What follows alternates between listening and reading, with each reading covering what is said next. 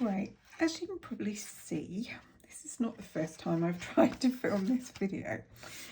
Basically, I have been going through an absolutely huge art block. I was an illustrator back in the mid-80s till sort of mid-90s, and then since then I've always worked as a designer, but I've often incorporated illustration into my work, doing surface pattern and illustrations to go on packaging and advertising and things like that as well. So I've drawn pretty much every day.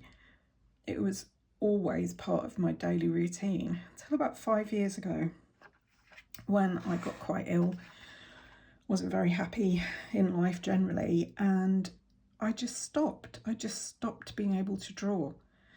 And I don't mean that I physically couldn't draw, I mean that I just would get my art equipment out, go and sit in my happy place, or where has always been my happy place, and I just wouldn't be able to put any ideas down on paper. There were no ideas coming in my head at all, and it was just, I would faff about for a few minutes, then just kind of drift off and go back to the computer and watch other people creating. But I've not been able to do anything myself really very much. Just every now and then some little project would get done, but very little. So I'm really trying to get myself back into working regularly, and I'm kind of hoping that maybe filming these little things will help encourage me to do that. And as part of this whole thing, the other week I bought myself this Gansai Tambi granulating colours set. I'm not sure how you pronounce any of these words, but I think they're from Kuretake, which I think is quite a good brand really, although I don't know, when they came, this is very cheap and cheerful packaging, I think, here. And if you have a look at the palette, which obviously I have had a go at swatching already. We're looking at these here, made a right mess of it. Yeah, I've obviously tried this. I don't think this palette is going to live terribly long, put it that way. I think maybe we're supposed to take these little pots out and stick them in a more long-lasting palette, because even though this paper has actually got a sort of glossy varnish on it, it's not going to survive that long, I don't think. And I thought with these being granulating colours, I would also try them with another relatively new purchase, maybe a year ago, Daniel Smith Extra Fine Moonglow, which I'm trying out as well. So I've got the Daniel Smith here in the end, and I am going to try and make my swatching a little bit less erratic than it was the first time I tried to film it. Well, actually the first time I forgot to film it. So I was actually halfway through doing those on the paper and then realised I'd not even bothered to turn the camera on. It's all going so well. Mix some more water in with it.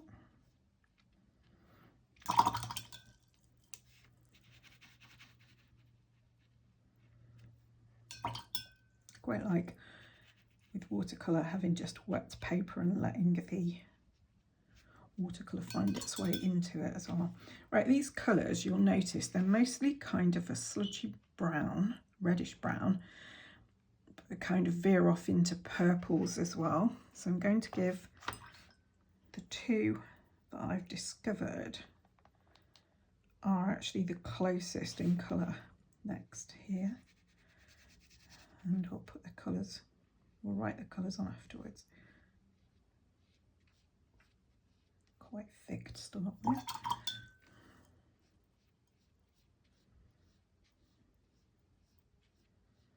I think if you use them thickly, the colours don't separate. Granulation usually happens when there's a lot more water involved.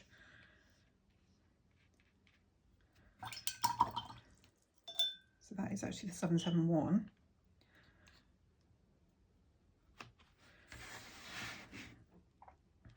Try the 772 now. This looks a bit more purple actually when I put it on this time.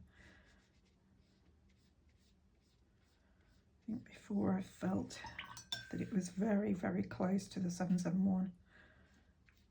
with a more sort of browny purple, but this is definitely got more blue and red tones in it.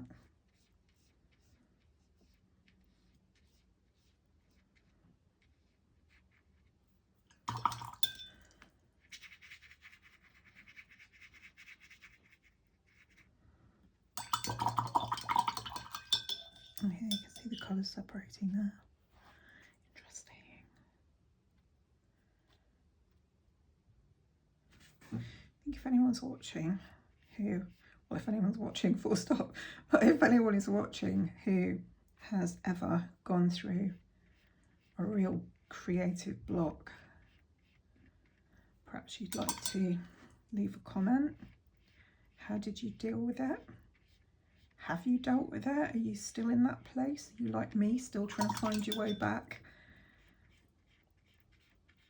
to your happy place? Because let's face it, I think for most of us, creativity and messing around with art materials is where we're happiest. So it's a horrible thing to lose out of your life. It can often be a place we retreat to when life gets tough. So when life is tough, but you haven't actually got the creativity either, that makes things very difficult to deal with, I think.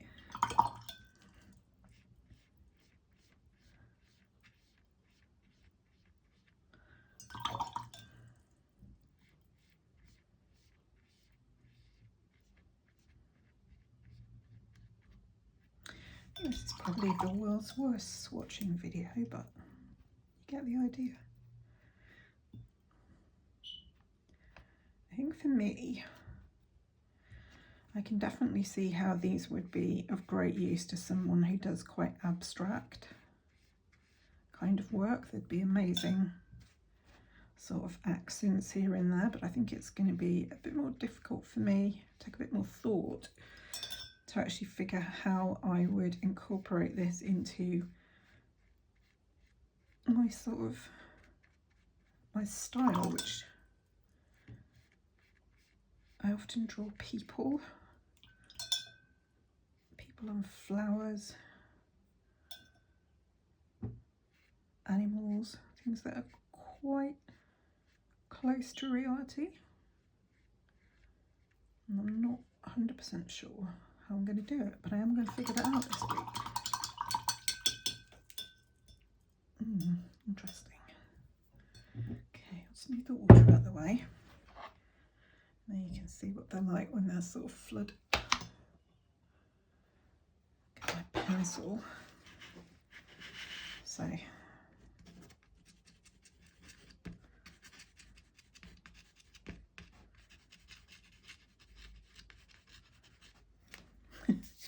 managed to get my finger in that. Yeah, I think there's lots of people on YouTube who sort of specialise in doing incredibly neat swatching. I'm obviously not one of them. Right, so this is 771. This is 772. Which I think there's a lot more. At first I thought these were both types of, I don't know, mulberry, damson, purple, whatever you want to call them. This one is definitely more brown to start out, but then it breaks out into greens and almost a kind of neon pink. This one has got a lot more blue base in it. You can see the greenish blue again. And the pink is softer and more blue based.